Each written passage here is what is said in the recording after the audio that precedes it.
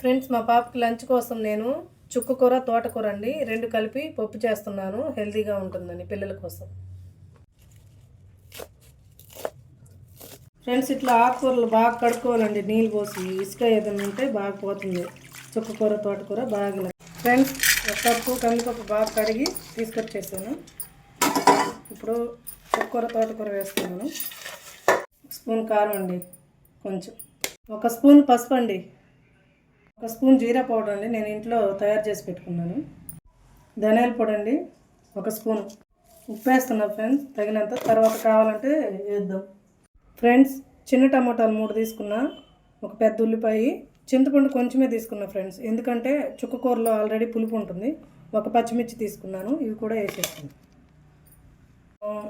ఒక గ్లాస్ నీళ్ళు పోసుకున్నాం ఫ్రెండ్స్. ఇంకొంచెం వాటర్ పోస్తున్నానండి, కొంచెం ఆయిల్ ఫ్రెండ్స్.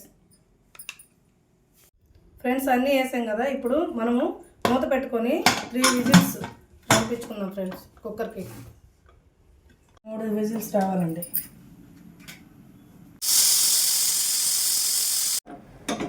ఫ్రెండ్స్, మనం పోపు కోసం బాండి పెట్టానండి.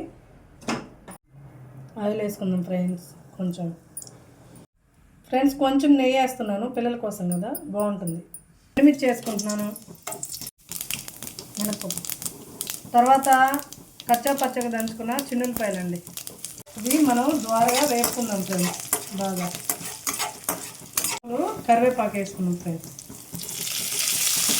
ఫైనల్గా మంచి వాసన, టేస్టీ అరుగుదల కోసం ఇంగువండి. మన పప్పు పర్ఫెక్ట్గా ఉడికింది ఫ్రెండ్స్.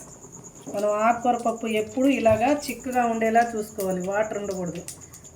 ఇప్పుడైతే మన పప్పు గుత్తితో మంచిగా మెదుపుకుందాం ఫ్రెండ్స్. చాలా బాగా ఉడికింది.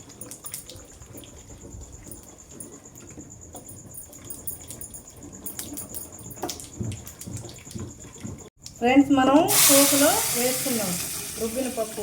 ఫ్రెండ్స్, చుక్కకూర తోటకూర పప్పు టేస్టీగా రెడీ అయింది ఫ్రెండ్స్. నేను ఇప్పుడు కొంచెం సాల్ట్ సరిపోయిందా లేదా చూస్తున్నా ఫ్రెండ్స్. కొంచెం వేయాలి ఫ్రెండ్స్. సాల్ట్ వేస్తున్నాను. టేస్టీ హెల్దీ అండి ఆకుకూర పప్పు పిల్లలకి. ఫ్రెండ్స్, టేస్టీ చుక్కకూర తోటకూర పప్పు రెడీ అయిందండి. లంచ్కి మా పాప క్యారేజ్ కడతానండి. ఇలా చేసుకోండి, పిల్లలు బాగా తింటారు. హెల్దీ అండి. Thank you.